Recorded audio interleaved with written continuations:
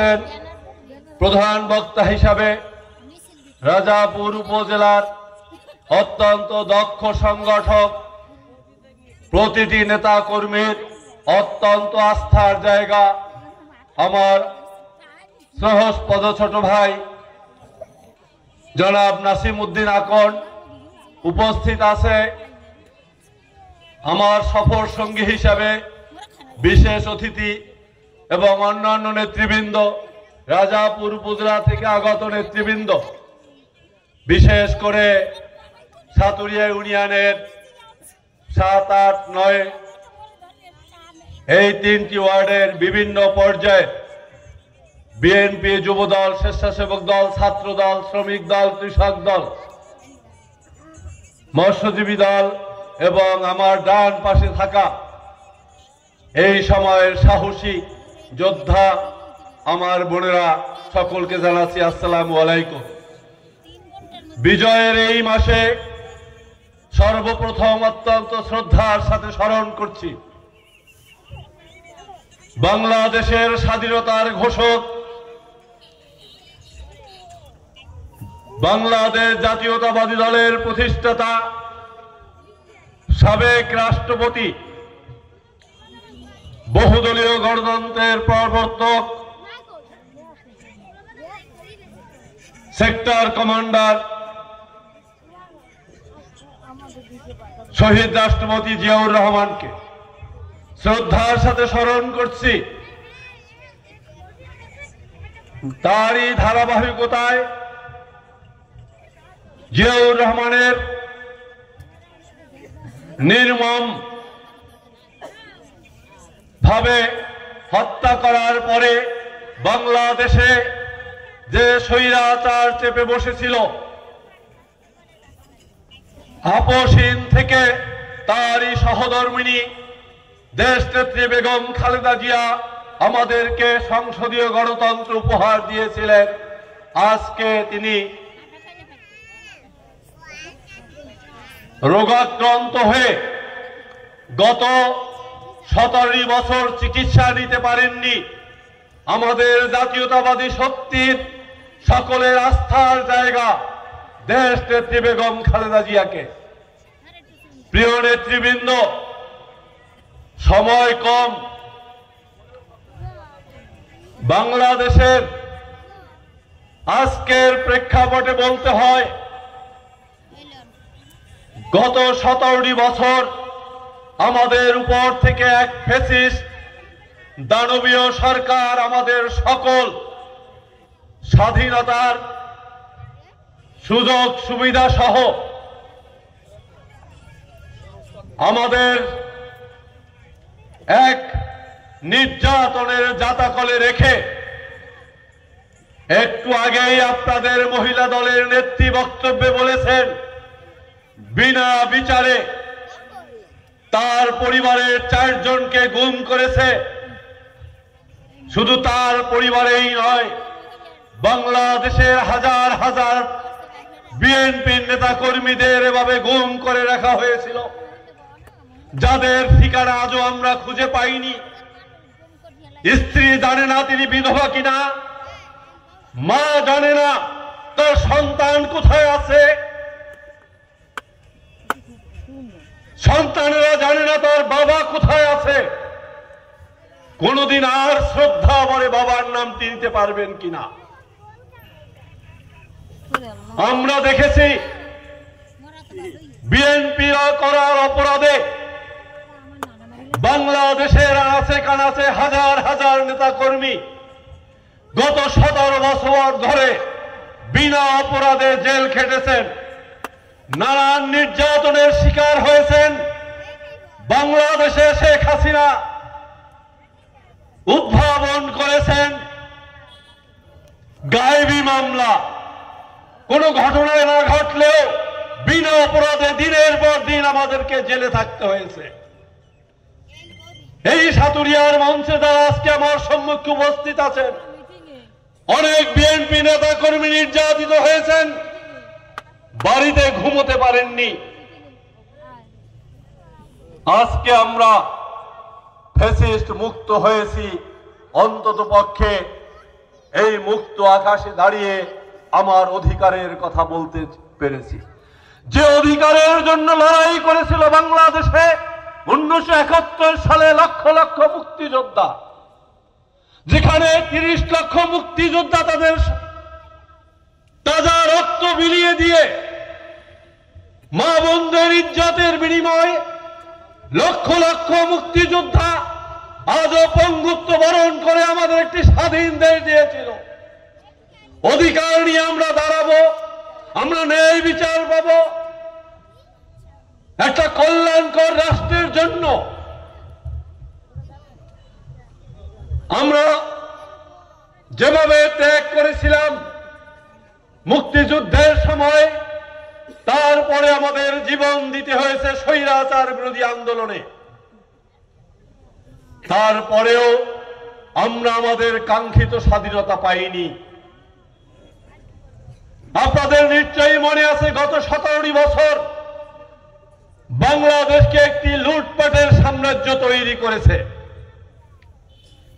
একদিকে বাংলাদেশের মানুষের সমস্ত অধিকার লুণ্ঠিত করা হয়েছে, অন্যদিকে বাংলাদেশকে ভারতের একটি তাবেদার রাষ্ট্রে পরিণত করা হয়েছে। আমরা রক্ত দিয়ে যে স্বাধীনতা অর্জন করেছিলাম, পাকিস্তানি তাবেদারদের বাইরে বেরিয়ে এসেছিলাম নিশ্চয়ই ভারতের গোলাম হওয়ার জন্য নয়। কিন্তু আমরা দেখেছি শেখ হাসিনার নতজানুপর রাষ্ট্রনীতির কারণে আমাদের সীমান্ত অঞ্চল অরক্ষিত ছিল। আমরা দেখেছি আমাদের বোন ফেলানি ভারতীয় বিএসএফ এর গুলিতে নিহত হয়ে কাটা তারের উপরে 3 দিন তার লাশ ঝুলেছিল, তার লাশটা পর্যন্ত আমরা গ্রহণ করতে পারিনি। এর জন্য বাংলাদেশ স্বাধীন হয়নি।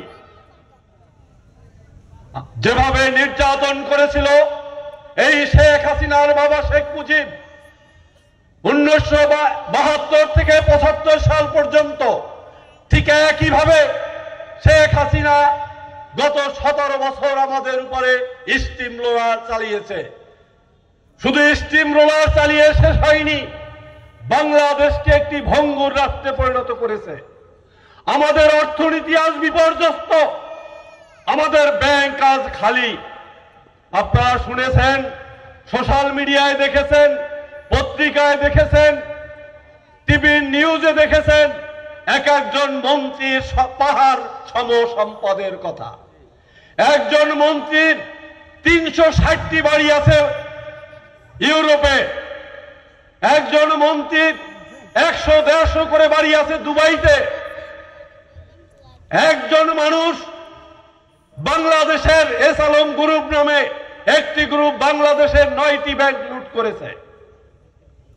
বাংলাদেশে বর্তমান তত্ত্বাবধায়ক সরকারের সাথে বেশ কিছু অর্থনীতিবিদ কাজ করে। বর্তমান প্রধান উপদেষ্টা ডক্টর ইউনূস একজন অর্থনীতি বিশেষজ্ঞ, তার সাথে দেবপ্রিয় ভট্টাচার্য সহ বাংলাদেশের বর্তমান অর্থ উপদেষ্টা ডক্টর সালেহ আহমেদ বাংলাদেশ ব্যাংকের সাবেক গভর্নর অত্যন্ত উদ্বেগের সাথে বলেছে, বাংলাদেশের অর্থনীতিতে যে আঘাত দেওয়া হয়েছে, যে খাদের তৈরি করা হয়েছে, আগামী 6 মাস পরে বলতে পারবো বাংলাদেশের অর্থনীতি ঘুরে দাঁড়াবে কিনা।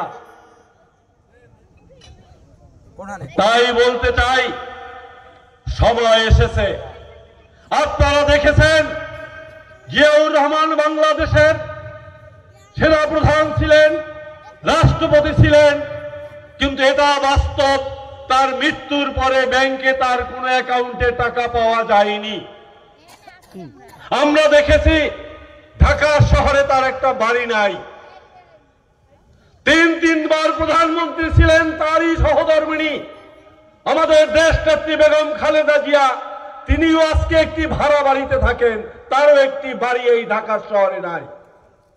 অথচ আমরা দেখেছি কি লুটপাট।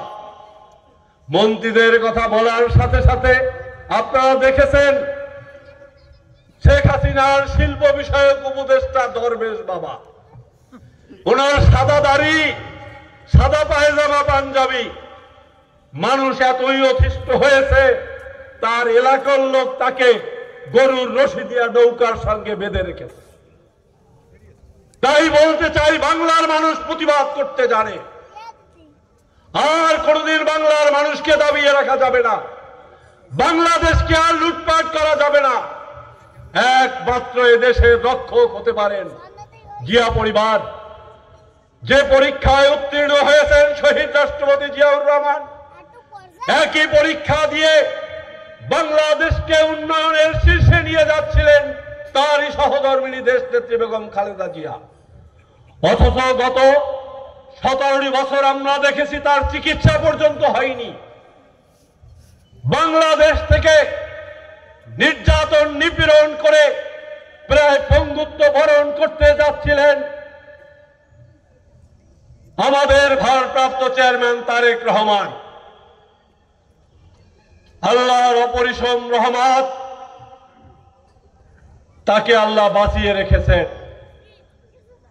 তাকে তো বাঁচিয়ে রাখতে হবে। বাংলাদেশের 20 কোটি মানুষ বাঁচার জন্য একমাত্র তিনি যে আমাদের ভরসার জায়গা, ঠিক একইভাবে তিনিও আমাদেরকে ভুলে যাননি। যেভাবে মায়ের চিকিৎসার জন্য কিছু করতে পারেননি, ভাইয়ের কবরের এক মুঠো মাটি দিতে পারেননি, ভাইয়ের জানাজায় দাঁড়াতে পারেননি, কিন্তু এদেশের মানুষের মুক্তির জন্য 31 দফা রাষ্ট্র মেরামতের যে কাজটি করেছেন, এই মহৎ কাজটি তিনি করতে গিয়ে বলেছেন, বাংলাদেশে আগামী দিনে 2 বারের বেশি কেউ প্রধানমন্ত্রী হতে পারবে না। বাংলাদেশের সবচেয়ে জনপ্রিয় দল বিএনপির কর্ণধার হয়েও একমাত্র তার পক্ষেই বলা সম্ভব যে তিনি ক্ষমতার লোভী নয়। তিনি প্রমাণ করেছেন। তিনি বারবার বলেছেন আমাদেরকে, বিএনপি ক্ষমতায় যায়নি, বিএনপি কখনো ক্ষমতায় যাবে না। ক্ষমতায় যায় হাসিনা, বিএনপি যায় এদেশের জনগণের ভোটে রাষ্ট্র পরিচালনার দায়িত্ব নিয়ে। আমরা দায়িত্ব পালন করব, আমরা ক্ষমতা চাই না, আমরা জনগণের কল্যাণের জন্য দায়িত্ব পালন করব। তাই বলছি, এই 31 দফায় বাংলাদেশের শেখ হাসিনা যেভাবে তা আমাদের নির্বাচন কমিশন, বিচার বিভাগ, পুলিশ বিভাগ, প্রশাসন বিভাগ, স্বাস্থ্য বিভাগ, আমাদের পররাষ্ট্রনীতি সবকিছু ধ্বংস করে গিয়েছেন, বাংলাদেশটাকে একটি দুর্নীতির রাস্তা করে নিক্ষেপ করেছেন। সেই জায়গা থেকে বেরিয়ে আসার জন্য আমাদের একমাত্র এই 31 দফা রাষ্ট্র মেরামত। মেরামত বলতে এজন্যই বুঝিয়েছেন, একটা রাষ্ট্র দাঁড়িয়ে থাকে এই স্তম্ভগুলোর উপরে। এই স্তম্ভগুলোকে ধ্বংস করে আমাদের সংবিধান যেন আওয়ামী লীগের গঠনতন্ত্রে পরিণত হয়েছে।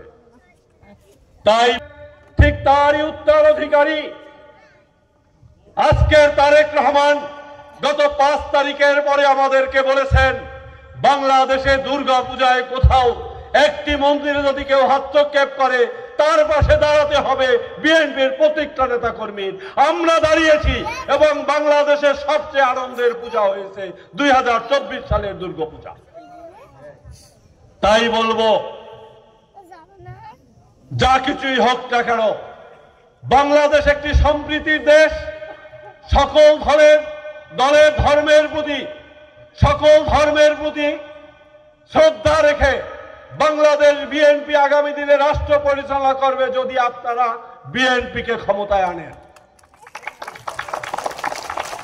তবে আমি বিশ্বাস করি, যেভাবে আমাদের অত্যন্ত অভিজ্ঞ রাজনীতিবিদ হেমায়েত হোসেন নুরুভাই বলেছেন, 2001 সালে আপনারা 9টি সেন্টারে ধানের শীষকে প্রথম সব সেন্টারে ফার্স্ট করেছিলেন।